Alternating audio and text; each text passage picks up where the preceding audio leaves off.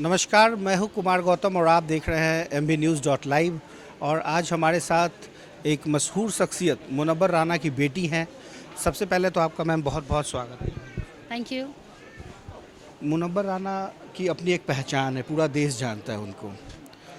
बिहार से आपका क्या ताल्लुकात है, ये जनता जानना चाहती है। बिहार से मेरे 20 साल पुराने ताल्लुकात हैं, क्योंकि मेरी शादी बिहार में हुई है। बाढ़ मेरी ससुराल होती है और मैं बिहार में तकरीबन 20 साल से हूँ। हमेशा आना जाना लगा रहता है।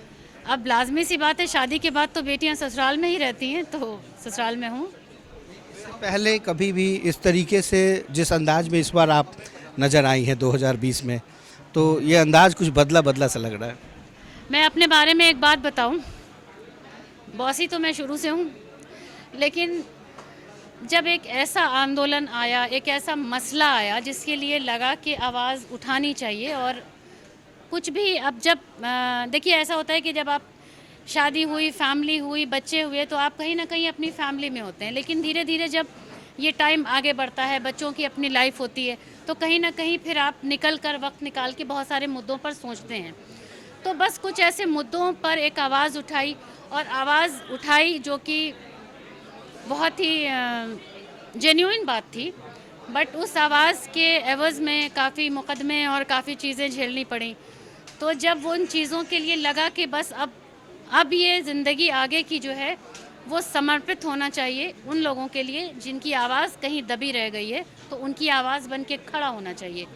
तो इस तरह से अब पिछले 5-6 महीने से जो सफ़र शुरू हुआ, तो मुझे लगता है कि मैं अभी भी बस सफ़र में हूँ।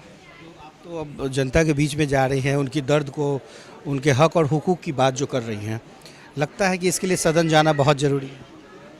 इरादा है। देखिए, मैंने आपसे बताया ना कि पिछले 5-6 महीने पहले भी जब आवाज़ उठी, तो हमने कभी किसी राजनीतिक उससे कभी कोई राब्ता नहीं रखा।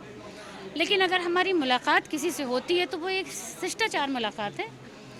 और चूँकि फ़ादर की वजह से ताल्लुकात लगभग सबसे होते हैं, क्योंकि वो तो एक न्यूट्रल इंसान है और पोएट हैं, तो उसको कोई राजनीतिक रंग ना दिया जाए। लेकिन अगर आगे हमारी आइडियोलॉजी किसी से मैच करेगी, तो I want to go there, and if I will be, I am just trying to go there. अगर ऐसा कुछ प्रोग्राम बनता है मेरा, तो श्योरली हम किसी प्रेस वार्ता में ज़रूर इसको डिस्क्लोज़ करेंगे।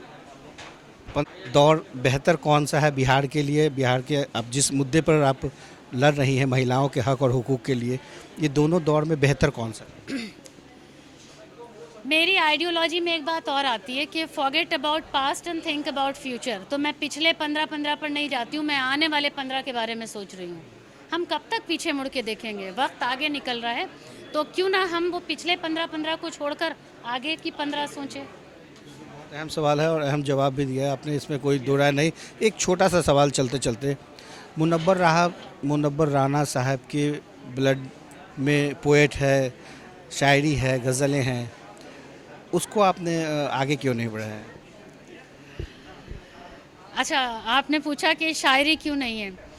तो देखिए, ऐसा है कि ज़ौक़ तो सबका है, क्योंकि लाज़मी ऐसी बात है कि बचपन से हमने घर में एक अदबी माहौल देखा, तो हम लोग ज़ौक़ रखते हैं शेर व शायरी का, और पसंद भी करते हैं। कई शोरा इकराम को भी सुनते हैं। लेकिन मतलब यूँ कह लें कि कभी उतना मौका ही नहीं लगा, क्योंकि आपने पढ़ाई की, उसके बाद फिर एक न्यू लाइफ शुरू हो गई। और मुझे लगता है कि बाबा से बेहतरीन ऑब्ज़र्वर हम हो नहीं सकते हैं।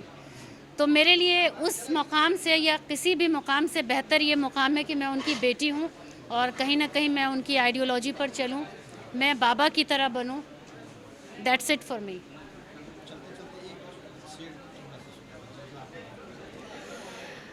मैं आपके चैनल के माध्यम से बिहार की तमाम महिलाओं से कहना चाहती हूँ कि मिट्टी में मिला दे कि जुदा हो नहीं सकता, मिट्टी में मिला दे कि जुदा हो नहीं सकता, अब इससे ज़्यादा मैं तेरा हो नहीं सकता, बस तू मेरी आवाज़ से आवाज़ मिला दे, फिर देख के इस शहर में क्या हो नहीं सकता।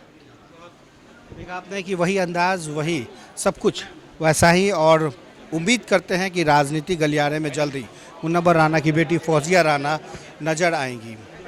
तब तक के लिए पूरी टीम को दीजिए इजाज़त। आप देखते रहिए MBNews.live।